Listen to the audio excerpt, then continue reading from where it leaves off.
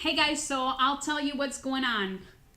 I was doing this episode of the Diary of an Indie Artist, and my flip camera just started flipping out. It starts cutting off, and I cannot finish it. And because I'm ready to do it, I concocted this thing with my phone, and I hope this works. I know the quality is not going to be the same, but whatever. You can see me, you can hear me, and I don't think it's that important if you see me right or wrong or whatever.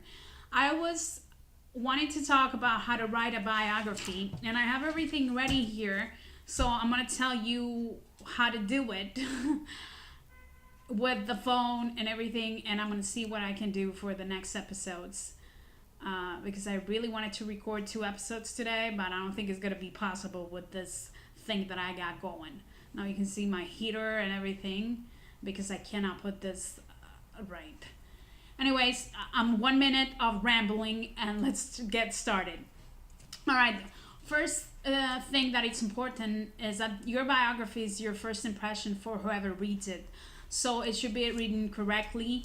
It should have a good style, a good rhythm. It shouldn't be boring. So what I recommend for you to do is to ask yourself if you're a good writer and if you think you can do it by yourself. If you think you can, if you are grammatically correct, if you know how to spell, if you know how to put paragraphs, and please use paragraphs because I've seen so many artists having a one paragraph biography, and there's no way that anybody's gonna go through that. It doesn't matter it doesn't matter if you have a Grammy. If you write a one paragraph biography, nobody's gonna read it. So ask yourself if you're a good writer and if you can do it yourself. If you think you cannot do it, there are professional people that do it. For a small fee, they will write a biography for you. Or maybe you have somebody in your family or your friends that knows how to write or correctly and has a good style. Excuse me. Format. Don't make it too short. Don't make it too long. These people don't really have time to stay there and read a 4-page biography. I recommend you to keep it to a one page, one sheet of a paper. That's for your long biography. It's a good idea to have two versions, to have a short version of your biography for maybe promoters. If you have a gig, they like to add a little biography on the flyers or something like that. It's a good idea to have a long biography with everything that you want to say and a short biography with the most important things about you. Format. Use the text format. Use cursives. Use bold. Use underline.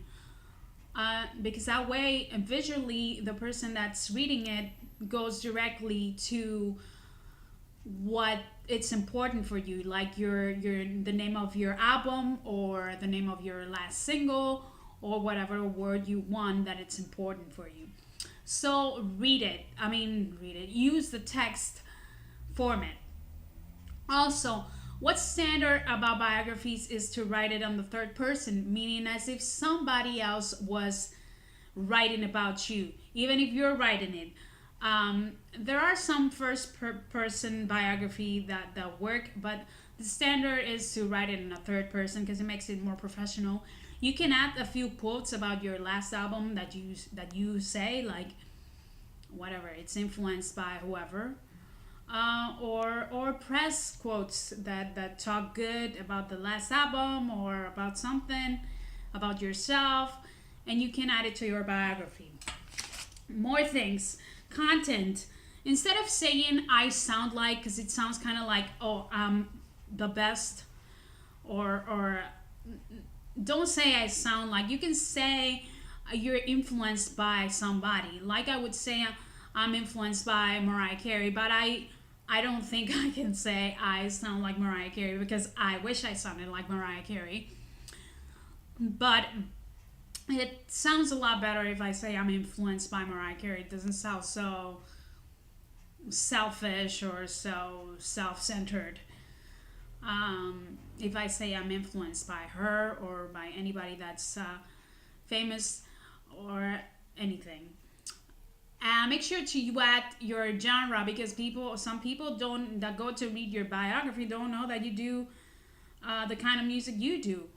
And like I will make sure I will put R&B soul. Make sure you put your rock or whatever. Make sure your genre is included in your biography, because if not, it's a total mess. They don't know what you sound like, and they don't even, sometimes they won't go to see how you sound like. Also, be for real. Don't make up words you want, or don't make up your age. This is just ridiculous. I've seen it so many times. People over 30 will say they're on their 20s, and that's ridiculous. I'm over 30. I don't have any problem in saying that.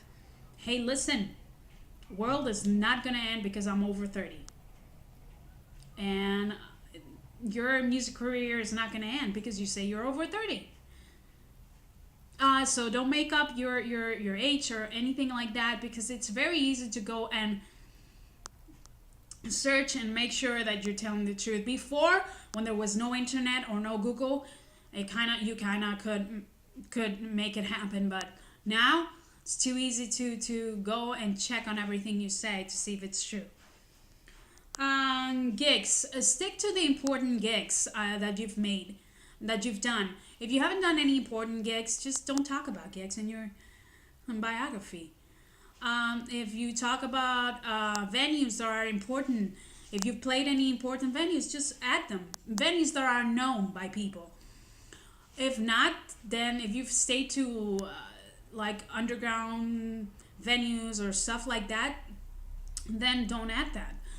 Just say, if you've played on different cities, just say I've played in Atlanta, Chicago, and whatever, and London. I won't specify the venues because most of the people don't know the names of these venues. So unless you've played on Madison Square Garden, then don't add it.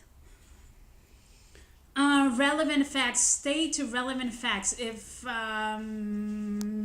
it was cold the day you were born, and that's what, nobody cares about that. Stay to relevant things in the music business, because if not, it's going to be boring. You can probably hear my cat because it's important for him to show up on every video. If it's not on the presence, if it's important that you hear him, and just on the litter and everything, it's important for him. So that's my cat. What are you gonna do? Anyway, have it put together like past, present, and future. It's a good idea to have that kind of a format because it will make it so it has more rhythm. For your first biography, it's a good idea to have it like that. Talk about how you got started. Talk about what you're doing right now, like you're promoting your first album, and talk about future things like I'm planning on doing a tour or something, or I'm planning on recording a second album or whatever. Stick to that. And last but not least, keep it updated. I've seen so many artists having out of date biographies. They're putting out a new album and they don't even talk about that on their biography on their website. Keep it updated. Keep the last thing that's going on in your music life there in your biography. If you're promoting your second single and you still have your first single there, just take it off and put your last single. Just make a brief comment about your single before, and talk about how it worked or it didn't, or just don't talk about it. Just talk about your last work. I think that was about it, and I think that's all that I can come up with this camera, and I hope the sound is good and you can understand me. And Bongos is coming. He's coming. See? There he is. He's coming. He wants to say hi again. And, okay, enough. And he has to be here. There's no way he's not going to be here because he's the real artist. Anyway, please make sure you ask anything that you have to ask, or and there's the ambulance, Barcelona ambulance. All right, I'm gonna let you go. Thank you very much for watching. I'm so sorry because of this change of cameras and sound and everything, but I wanted to get this done, and I hope you like it, and see you on the next episode. Bye.